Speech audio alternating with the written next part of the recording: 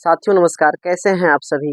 आशा करता हूं कि आप अच्छे होंगे और अपना पढ़ाई लिखाई अच्छे से कर रहे होंगे। साथियों आज हम लोग क्लास 10th के चैप्टर 12 को शुरुआत करेंगे, जिसका नाम है वृत्त से संबंधित क्षेत्रफल।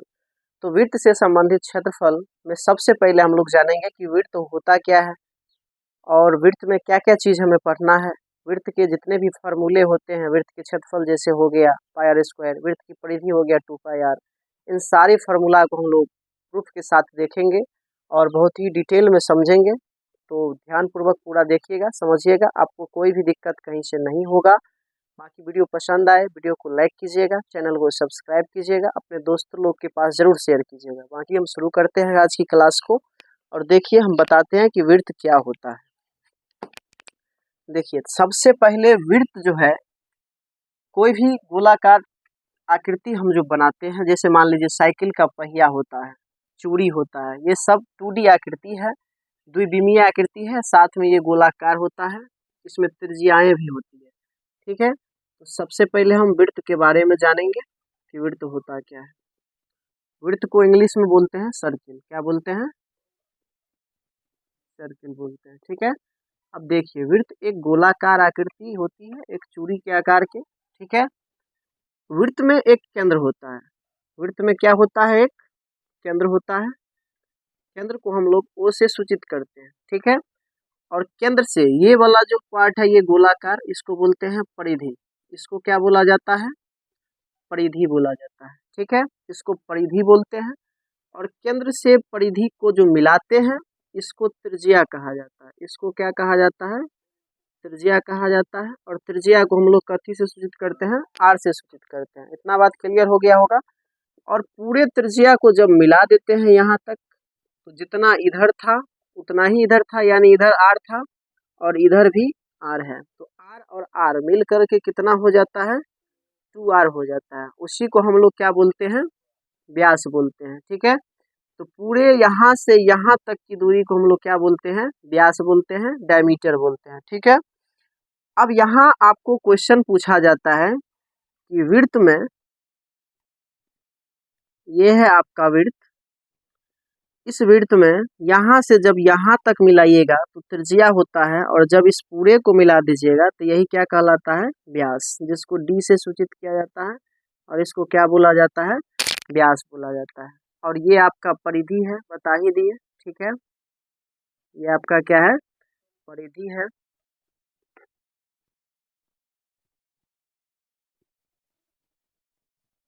ठीक है, ये आपका परिधि है और यहाँ पर आपका क्या है? केंद्र है। ठीक, अब व्यास जो होता है त्रिज्या का क्या होता है? दुगुना होता है, यानी इधर आर है इधर भी आर है, तो व्यास हो जाता है त्रिज्या का दुगुना। यानी यहाँ से अगर हम व्यास की बात करेंगे तो व्यास हो जाता है त्रिज्या का दुगुना, यानी दो त्रिज्या, इधर आर और इधर भी आर। मान लीजिए यहाँ ओ है, यहाँ ए है, यहाँ बी है। ओ से ए तक की भी दूरी आर है और ओ से बी तक की भी दूरी आर है। तो व्यास जो होता है एक तरह से हम कह सकते हैं किसके बराबर हो जाता है? तो 2 गुने त्रिज्या के बराबर हो जाता है। यहीं से अगर त्रिज्या की बात करेंगे तो त्रिज्या अगर हम रखेंगे, अगर हम त्रिज्या रखेंगे यहाँ से, तो त्रिज्या बराबर क्या होता है? तो व्यास अब बट्टा में क्या आ जाता है? ये 2 आ जाता है। तो त्रिज्या बराबर हो जाता है व्यास बट्टे 2। ठीक है, उम्मीद करते हैं कि आपको समझ में आ रहा होगा। अब देखिए, अब कोई सा भी हम वृत्त बनाएंगे, चाहे वो छोटा हो या बड़ा हो। मान लीजिए हम ये वृत्त बना लिए। ठीक है, ये वृत्त हम बना लिए। इसका जो ये गोलाकार भाग है, इसको हम लोग क्या बोलते हैं? परिधि बोलते हैं। इस गोलाकार भाग को क्या बोलेंगे? परिधि। ठीक, अब ये परिधि हो गया और केंद्र से हो करके जो एक पूरी लाइन गुजरेगा उसे हम लोग क्या कहेंगे? तो उसे क्या कहेंगे? व्यास। ठीक है, अब एक बात सबसे इम्पोर्टेंट बात है, यहीं से परिधि का सूत्र आता है 2 पाई आर। हम लोग जो परिधि का सूत्र याद करते हैं, वृत्त की परिधि 2 पाई आर, वो वृत्त की परिधि 2 पाई आर कहाँ से होता है? तो वृत्त के जो परिधि है, परिधि को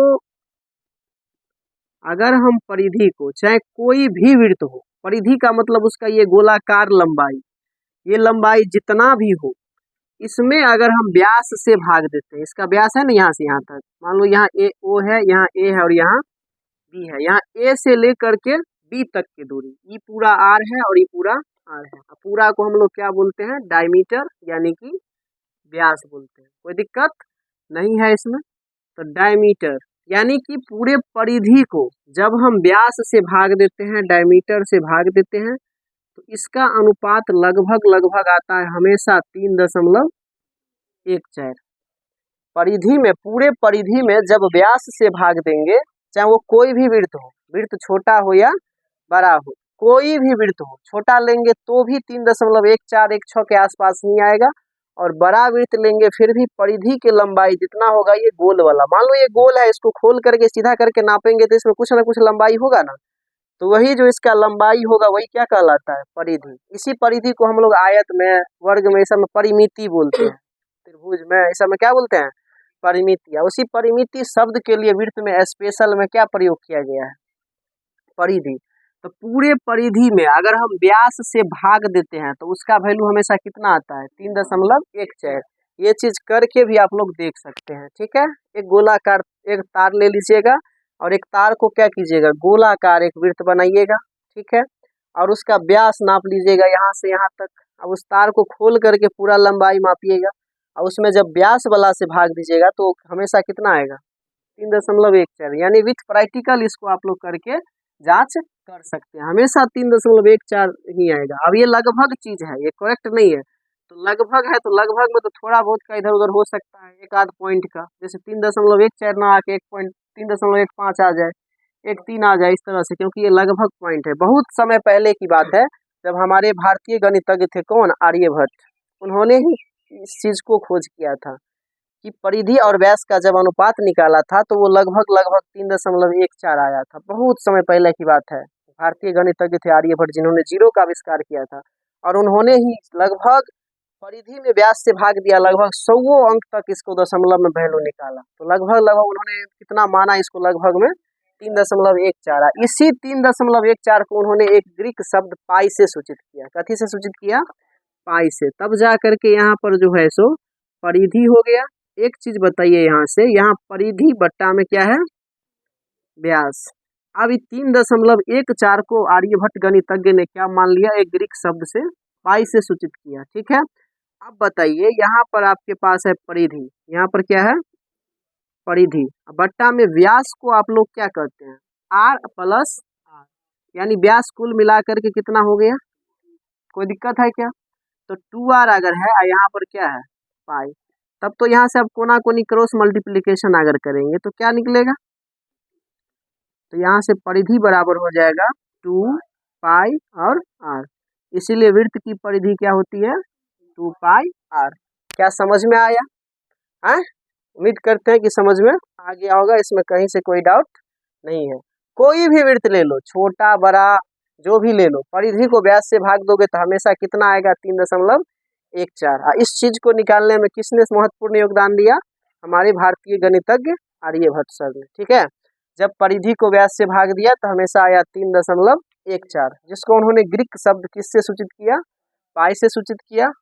तो परिधि बटा व्यास हमेशा कितना होगा, r प्लस r, 2r, तो 2r से पाई को गुना हो गया तो परिधि कितना हो गया, 2 पाई r। और इम्पोर्टेंट बात समझिए कि वृत्त में और क्या सब होता है, ये है वृत्त, है ना।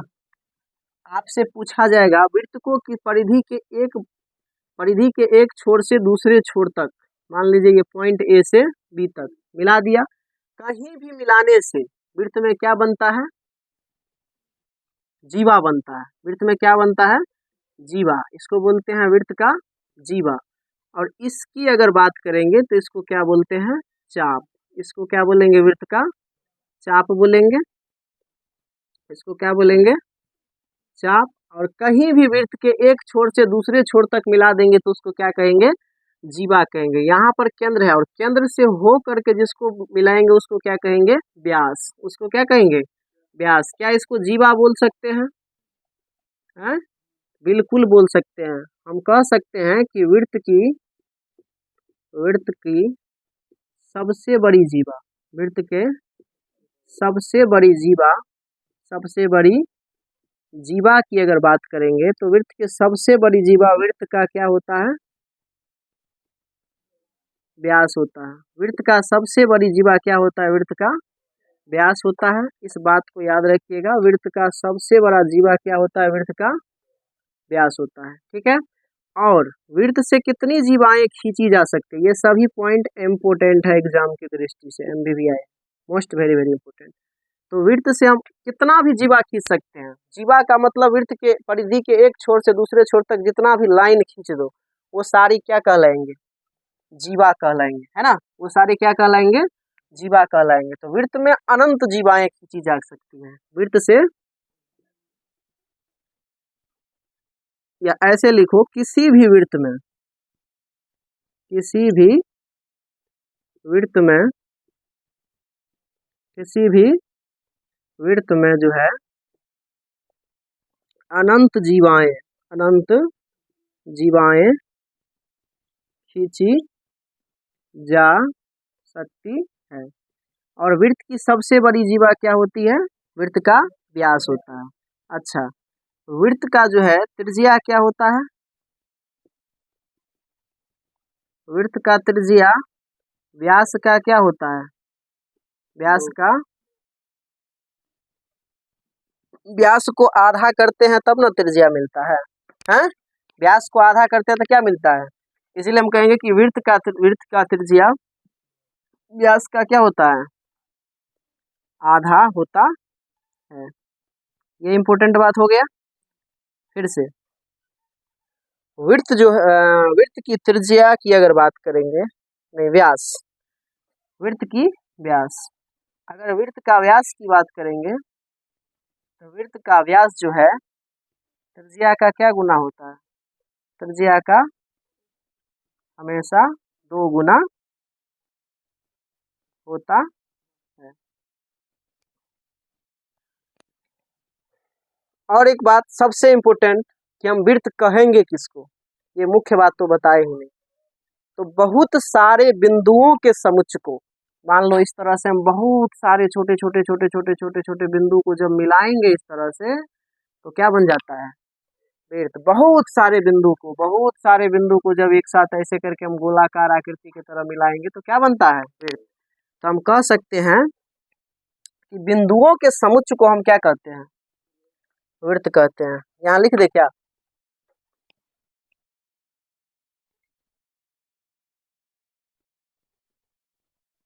बिंदुओं के समुच्चय को, बिंदुओं के समुच्चय को क्या कहते हैं? वृत्त कहते हैं। यानी बहुत सारे बिंदु को जब मिलाएंगे तो क्या कहलाएगा? एक वृत्त बनेगा। यानी बहुत सारे बिंदु को मिलाने से क्या बनता है? वृत्त बनता है। उम्मीद करते हैं कि ये सारी बातें आप लोग को समझ में आया होगा। जल्दी से इसको नोट कीजिए फिर आगे बढ़ें।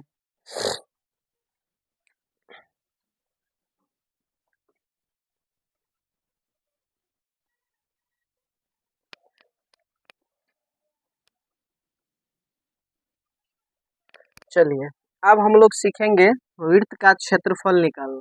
वृत्त का क्या निकालना? क्षेत्रफल निकालना। तो देखिए यहाँ पर क्या है? केंद्र है वृत्त का, ठीक है। और वृत्त के केंद्र से होकर के क्या गुजरती है? व्यास, है ना। ये वृत्त का व्यास है। इधर ये त्रिज्या r है और इधर भी त्रिज्या r है, ठीक है। इस वृत्त को हम लाइन खींच करके बहुत सारे भागों में बांट सकते हैं। जैसे देखो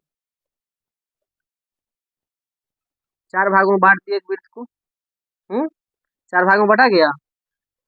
ठीक इसी तरह से फिर ऐसे लाइन खींच दो और इसको मिला करके फिर इधर भी खींच दो, ठीक है। फिर इधर से खींच दो और इधर से खींच दो। कितने भाग में बट गया? लगभग ऊपर 4 और नीचे 4, 8 भाग में बट गया। हम्म और बांटो, लो हो गया। फिर इससे होकर के गुजार दो, ठीक है। फिर इससे होकर के गुजार दो और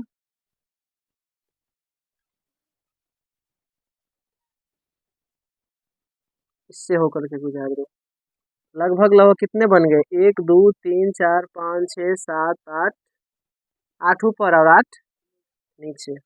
मान लो ये पहला है, दूसरा है, तीसरा है, चौथा है, पांचवा है, छठा, सातवां, आठवां, नौवां, 10वां, 11, 12, 13, 14, 15 और ये हमने एक वृत्त को कितने भागों में बांट दिया, 16 भागों।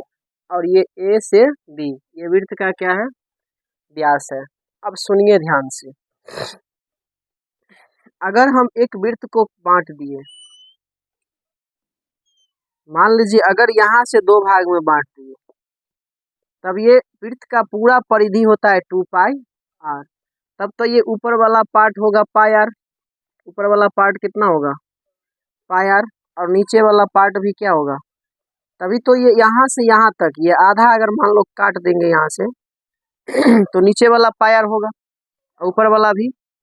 तो पाई आर अब पाई आर मिलके क्या हो जाता है, 2 पाई आर, और बीच में होता है कौन चीज, व्यास। तो व्यास होता है त्रिज्या का दुगुना, है ना। तो इस तरह से होता है। अब देखिए अब इस वृत्त के जितने भी टुकड़े हैं उस सभी को हम खोलेंगे एक जगह, ठीक है, वृत्त का क्षेत्रफल निकालने के लिए। तो किस तरह का दिखेगा ये दिखेगा इस तरह का, ऐसा हुआ है। एक टुकड़ा हम निकाले ऐसे रख दिए, फिर दूसरा टुकड़ा को हम घुमा करके उल्टा रखेंगे, ऐसे रख सकते हैं ना, इसमें सटा करके ये टुकड़ा ऐसा, फिर दूसरा टुकड़ा ऐसा। फिर हम क्या करेंगे, तीसरा टुकड़ा को ऐसे रख देंगे, फिर चौथा टुकड़ा को ऐसे रख देंगे, इस प्रकार से पांचवा टुकड़ा को फिर ऐसे रखेंगे, छठा टुकड़ा को फिर ऐसे रखेंगे, फिर सातवां टुकड़ा को ऐसे। इस प्रकार से हमें कितना टुकड़ा को एडजस्ट करना है, 16 टुकड़ा को एडजस्ट करना है।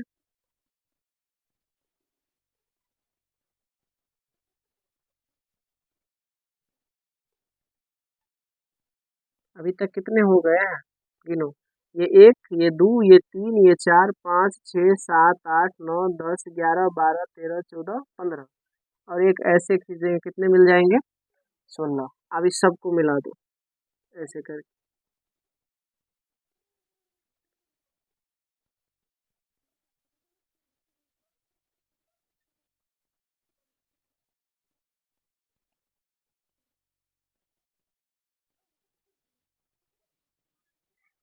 देखिए अब क्या ये नहीं लगता है, इसी टुकड़ा को हम खोले हैं तो ये टुकड़ा का लंबाई यहाँ से यहाँ तक कितना है, यही मान लीजिए यहाँ से टुकड़ा काट करके ऐसे निकाले हैं तो ये कितना है, इसका लंबाई आर है। तब तो ये दूरी आर हो जाएगा, ये आर होगा कि नहीं होगा, हाँ आर होगा तो इधर से भी आर होगा। क्या इसी का आधा टुकड़ा खोल करके हम ऊपर रखे, ऊपर मुझे घुमा के 8 गो, और नीचा से नीचा से 8 गो टुकड़ा खोल करके नीचे रखे हैं। ये पहला टुकड़ा था, ये दूसरा था, ये तीसरा, ये चौथा, ये पांचवा, छठा, सातवां, आठवां, नौवां, 10वां, 11, 12, 13, 14, 15, 16, है ना। ये 16 टुकड़ा टोटल था। हमने 8 टुकड़ा ऊपर मुँह घुमा के रखा और 8 टुकड़ा नीचे से घुमा करके रखा, 16 टुकड़ा को पूरा एडजस्ट कर दिया उल्टा। अब ये एक प्रकार से आयत का आकार ले लिया, लेकिन अभी ये आयत का आकार नहीं लिया। जब इसको कम से कम 64 टुकड़ा में बांटेंगे, आप लोग को याद होगा क्लास 7 में जो 7 का एनसीईआरटी बुक है, उस बुक में इसको 64 टुकड़ा में बांट करके वृत्त का क्षेत्रफल बताया गया है। अभी ये एक तरह से समांतर चतुर्भुज का आकार लिया है, ठीक है। लेकिन जब इसको हम 64 टुकड़े में बांटेंगे, पूरे कितने टुकड़ा में, 64 टुकड़ा में बांटेंगे, तब ये पूरे बिल्कुल किसका शेप ले लेगा, तब ये बिल्कुल आयत का शेप ले लेगा, इस तरह का, ठीक है। तो उतना करना अभी संभव नहीं है, थोड़ा सा कचरा जैसे दिखने लगेगा, तो इसलिए हम 16 पर ही निकालते हैं। बट कंसेप्ट को बस समझना है कि हम समझाना क्या चाह रहे हैं, ठीक है। तो इस तरह से आप जो है, अब समझिए, अब आप ऊपर वाला आधा को खोल करके ऊपर की तरफ रखे हैं, तो हमने बताया कि पूरा वृत्त के परिधि होता है 2 पाई आर। तब तो ऊपर वाला होगा पाई आर और नीचे से भी क्या होगा, पाई आर, तब ना पाई आर यहाँ से यहाँ तक पाई आर और यहाँ से यहाँ तक पाई आर, तो पूरे परिधि हो जाता है 2 पाई आर। तो 2 पाई आर हो जाता है, इसका मतलब ये होगा फिर से पाई आर जो आधा खोल के ऊपर रखे हैं, और जो आधा खोल के इस वृत्त का नीचे रखे हैं वो भी क्या हो जाएगा पाई आर। वैसे भी आयताकार रूप ले लिया तो आयत के लंबाई आयत का जो लंबाई होता है आमने सामने का भुजा बराबर होता है। तो इस प्रकार से बात को समझ में आया बात की नहीं। 64 बार 64 टुकड़ा करके खोलेंगे तब आयत का आकार बनेगा। ये अभी आयत के आकार में नहीं है, लेकिन बस समझिए कि हम इसको मान लिया कि ये किस आकार का है, आयत के आकार का है। लेकिन बिल्कुल इसको जब बढ़ाते चलेंगे 64 टुकड़ा करेंगे तो ये बिल्कुल आयत का रूप ले लेगा। तो अब आयत का क्षेत्रफल क्या होता है, आयत का क्षेत्रफल की अगर बात करेंगे तो आयत का क्षेत्रफल क्या हो जाता है, लंबाई गुने चौड़ाई हो जाता है। क्लियर है ये बात।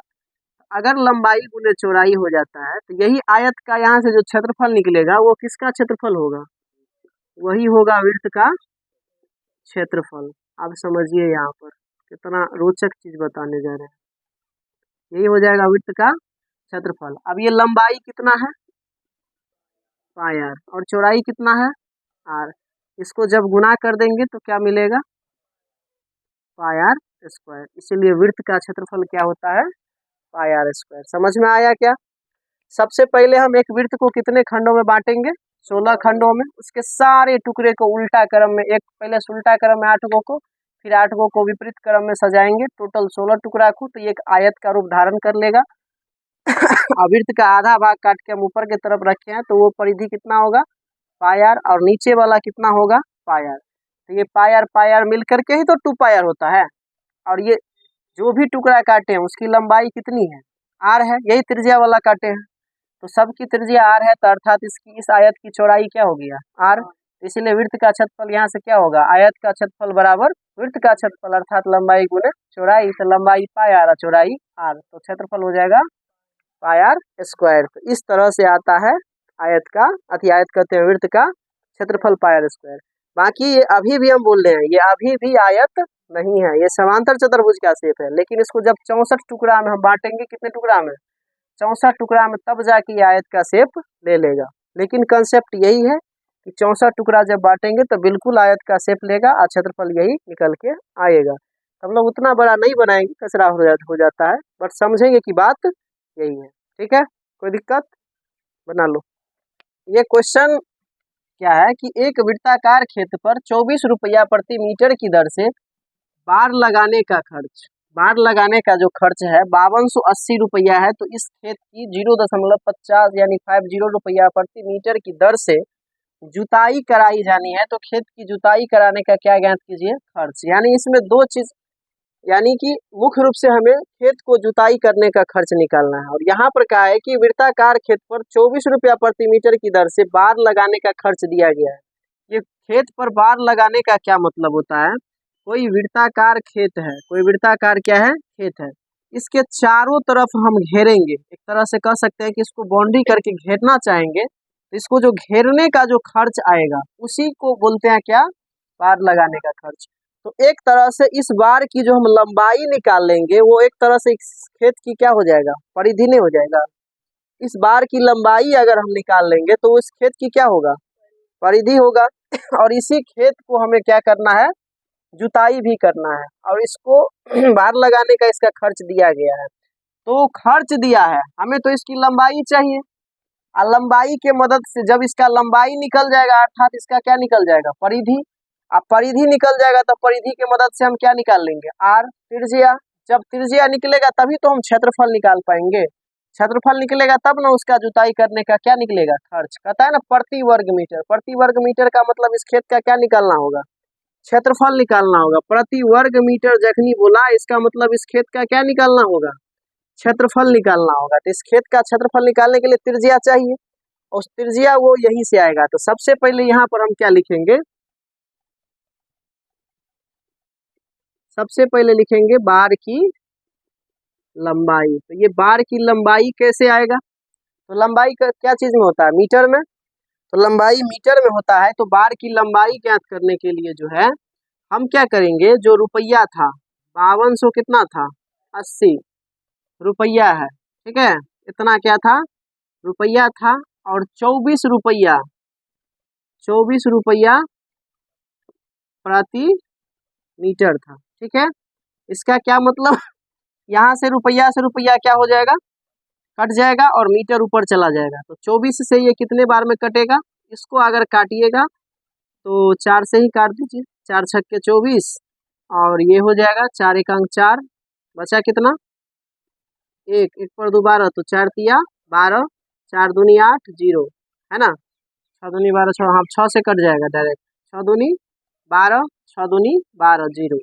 यानी कि यहाँ पर बार की लंबाई कितना आ गया, इसी बार की लंबाई को हम बोल सकते हैं खेत की क्या चीज, खेत की परिधि, खेत की परिधि जो कितना आया 220। अब ये मीटर भाग में है ना बट्टा में, तो ये कहाँ चला जाएगा ऊपर, यानी खेत की परिधि मुख्य रूप से कितना आ गया 220 मीटर। अब हम जानते हैं कि परिधि का फार्मूला होता है 2 पाई आर, बराबर में हो जाएगा 220 मीटर। अब यहाँ पर देखिए 2 पाई का मान होगा 22/7 गुना में आर, बराबर हो जाएगा 220 और मीटर। अब देखो 22 से ऊपर ऊपर ये कितने बार में जाएगा, 10 बार में जाएगा ये पूरा। फिर 2 से काटोगे तो कितने बार में, अब इधर बच गया आर नीचे में 7, इधर बच गया 5 मीटर, बट्टा में कुछ नहीं तो 1, क्रॉस मल्टीप्लिकेशन करेंगे तो आर का मान आ जाएगा 7 पंचे 35 मीटर। यानी त्रिज्या निकल गया इस खेत का कितना, इस खेत का अब त्रिज्या हमें मिल चुका है, इस खेत का त्रिज्या कितना मिल चुका है 35 मीटर। और यही जो ये क्षेत्रफल है, ये जो जगह है बार के अंदर, यही सारा इस खेत का क्या है क्षेत्रफल है, यही इसी को ना क्षेत्रफल बोलेंगे। क्षेत्रफल वह जगह होता है, वह सतह होता है जो किसी भी आकृति के द्वारा घेरा गया होता है। जैसे मान लो यहाँ पर हम एक ऐसे आयताकार भाग जैसे ऐसे करके घेर देंगे तो इसके अंदर, इस पिक्चर के अंदर जितना क्षेत्र घेरा गया वही इसका क्या कहलाता है क्षेत्रफल। तो ये खेत वृत्ताकार था, तो वृत्त की परिधि के अंदर जितना क्षेत्र ये घेरा गया है वो पूरा इसका क्या होगा क्षेत्रफल होगा। और इसी क्षेत्रफल को हमें क्या करना है, जोतना है ना। तो कितना खर्च आएगा ये निकालना है, तो इसके लिए हमें अब चाहिए वृत्त का क्या चीज, क्षेत्रफल। इस वृत्ता, इसीलिए हम कहेंगे अब वृत्ताकार खेत का कौन चीज, क्षेत्रफल। तो वृत्ताकार खेत का क्षेत्रफल सबको पता है क्या होता है फार्मूला, पाई आर स्क्वायर हो जाता है। तो पाई आर स्क्वायर यानी कि 22/7 और आर का मान हमने निकाला है 35 मीटर, तो स्क्वायर है तो 35 मीटर क्या बार लिखेंगे, 2 बार लिखेंगे। अब लो 7 पंचे 35, गुना करेंगे तो 22 पंचे हो जाएगा 110, और गुना में कितना 35, तो 35 को 110 से गुना करो, 11 पचे 55 हासिल 5, 11 तिया 33 और 5 38, एगो 0 बैठा दो 3850। मीटर मीटर तो मीटर का स्क्वायर।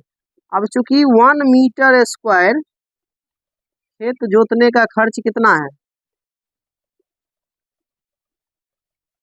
1 मीटर स्क्वायर खेत जोतने का खर्च कितना है 0.50 रुपया। तो हमें जोतना है कितना मीटर स्क्वायर, 3850 मीटर स्क्वायर है ना, इतना मीटर स्क्वायर खेत जोतने का खर्च। तो डायरेक्ट हम 0.50 इतना को क्या कर देंगे 3850 से क्या कर देंगे गुना, है ना, कितना आ जाएगा, इसको दशमलव तोड़ेंगे तो 50, बट्टा में कितना आएगा 100 है ना, और गुना में हो जाएगा 3850, एक 0 से एक 0 और ये 0 से ये 0, यानी फाइनली 5 से इसको गुना हो जाएगा तो 5 25, 5 25 हासिल 2, 8 5 40 2 42 हासिल 4, 5 15 4 1925 रुपया फाइनल जो है हमें इस खेत को जोतने में लगने वाला है। समझ में आ गया होगा, चलिए लिखिए इसको, नोट कीजिए जल्दी से। तो आज की वीडियो में रहने देते हैं इतना ही, फिर कल जो है हम लोग इसके एग्जाम्पल तो हो गया, सारा फार्मूला भी हो गया, अब प्रश्नावली 12.1 का कल हम लोग करेंगे क्लास।